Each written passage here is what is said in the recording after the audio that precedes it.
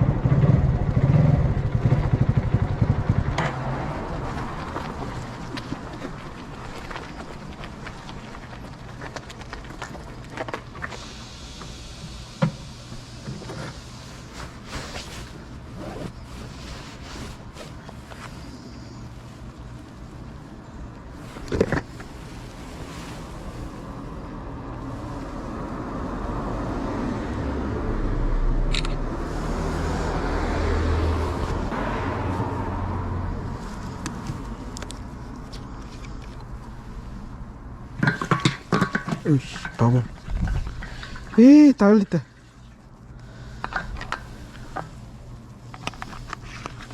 에이.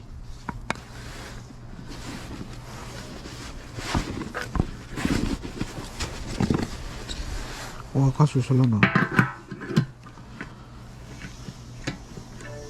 막 이제 복귀했습니다. 조금 더 타고 싶었지만 비가 많이 오는 관계로 바로 복귀를 했습니다. 비옷을 챙겨가고 했었으면 장거리로 타고 싶었는데 비옷도 안 챙겨가고 그냥 건방지게 그냥 나갔습니다. 저는 비가 올 거라고는 예상은 했지만 비를 맞는 데에 대해 전혀 두려움이 없어요. 뭐 바이크 타다가 비 오면 비 맞고 그런 거 아니겠습니까? 우선 연비 같은 경우에는 1리터에 약 한 29km 정도, 183km에 출발을 해서 기름이 다 될 때쯤 보니까 212km 정도 됐더라고요. 30에서 한 29 정도 실연비가 그렇게 나왔습니다. 바이크를 타다가 약간 이 단점과 장점을 이렇게 보게 되는데, 단점을 먼저 말씀드리겠습니다. 단점은 계기판이 작아요. 계기판이 너무너무 작아서 속도 계기판은 눈에 보여요. 제가 뭐 시력이 좀 나빠서 그럴 수도 있지만, 그 다음에 이렇게 LCD 창으로 작게 돼가 있는 요거는 가까이 가서 봐야 됩니다. 제가 시력이 나빠서 그런지 하여튼 가까이 가서 봐야 되고, 그게 좀 불편했고, 그 다음에 이 크락션 위치가 보통 바이크 회사마다 다 다르거든요. 이게 어떻게 보면 위험할 때 바로바로 누릴 수 있어야 되잖아요. 그래서 보통 크락션 스위치가 좀 크거든요. 이 녀석은 크락션 스위치가 작아요. 작은데 그 위치도 또 원래 우리가 늘상 누르는 곳에 없고 약간 위에 있어요. 그래서 이 운행 중에 크락션 스위치를 이렇게 보면서 누르는 게 아니다 보니까 원래 그 무의식 중에 이제 누르려고 보니까 한참 찾다가 눌렸어요. 클락션 자체가 스위치가 너무 작아서 찾기 힘들었다. 그 다음에 세 번째, 시트고는 낮지만 뭐 이거는 제 신체적인 결함일 수도 있는데 제가 다리가 조금 짧습니다. 그래서 그런지 브레이크는 뭐 이렇게 잘 잡히지만 크러치를 체인지할 때 약간 멀게 느끼시더라고요. 그래서 그 이 발가락 끝으로 걸어서 시프트를 몇 번 했는데 기아를 바꿀 때마다 살짝 앞으로 가야 되겠다는 느낌이 들더라고요. 아마 이거는 두꺼운 신발을 신으면 보완되지 않을까. 그 다음에 왜 좀 많이 하다하지, 이 불규칙한 도로를 지나갈 때 좀 많이 튄다는 느낌이 들었어요.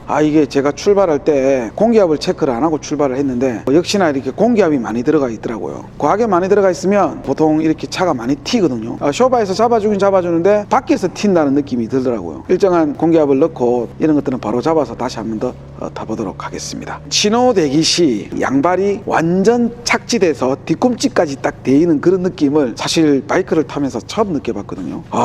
진짜 편하더라고요. 왜 사람들이 이런 착지감이나 이런 것들을 중요시 생각하는지 이번에 한번 느껴봤습니다. 너무 편합니다. 딱 착지할 때 뒤꿈치까지 땅에 딱 닿으니까 진짜 신호 대기 시 이 안정감이 엄청나게 좋더라고요. 그리고 이 단계통이다 보니까 생각보다 바이크 무게가 무겁지 않아요. 그래서 초보분들이라든지 아니면 그 여성분들이 타기에 정말 좋은 바이크라고 생각됩니다. 또 이게 입문할 때 가격적으로 부담이 많이 되시는 분들도 많으시잖아요. 많이 저렴하다 보니까. 그 다음에 최고속은 비가 와서 풀로 이렇게 다 당기지는 못했는데, 제가 아까 다녔던 길이 약간 스트레이트로 쭉 뻗어가 있는 길들이 많았거든요. 그래서 좀 당겨 보니까 한 120km 정도는 당겨 봤습니다. 당기면 안 되죠. 아무리 잘 나가는 오토바이가 있어도 악셀을 풀 줄 알아야 됩니다. 당길 때 하다가 안 돼! 안전을 위해서 바이크는 속도를 많이 줄여서 타야 되기 때문에 제가 항상 이야기하잖아요. 아무리 좋은 장비가 이 바이크에 탑재되어 있어도 가속 앞에는 장사 없습니다. 사고 안 날 수가 없어요. 사고 안 나게 해서 오래오래 타는 거는 오로지 속도를 줄여서 타는 거 말고는 다른 방법이 없기 때문에 속도를 줄여서 차 뒤에 붙어서 안전하게 타셔야 됩니다. 그래야지 가늘고 길게 탈 수 있습니다. 제가 바이크를 좋아하고 또 이 영상을 보시는 분들도 바이크가 좋아서 이렇게 보시는데, 바이크를 좋아하는 만큼 아껴주고 사랑해주고 해줘야 되잖아요. 그러려면 나도 사랑하고 요놈도 사랑해야 되니까 천천히 안전하게 타는 게 제일 좋은 방법입니다.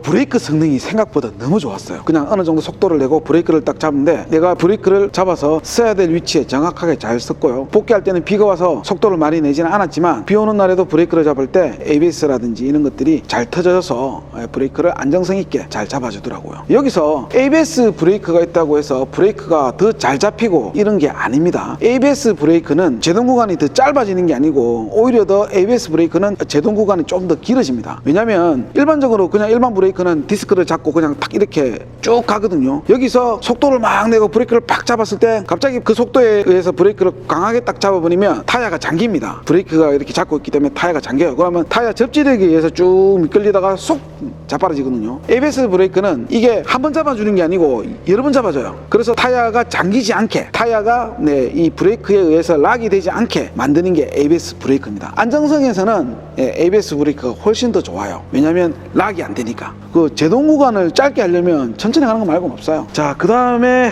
장점은 이런 아메리칸 크루즈 같은 바이크들은 축간거리가 깁니다.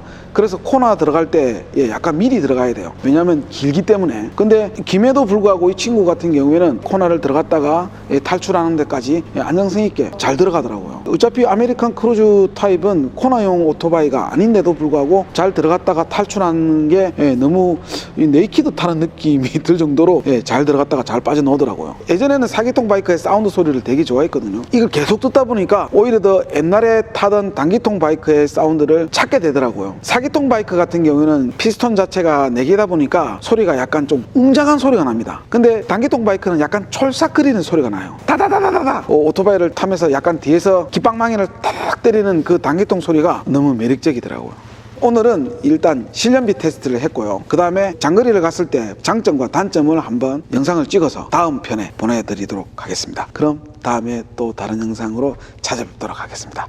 또 계속 사전 예약하고 있으니까 사전 예약하시고 싶으신 분들은 아래 링크 또는 고정 댓글로 확인해서 많은 참여 부탁드리겠습니다. 감사합니다. 좋아.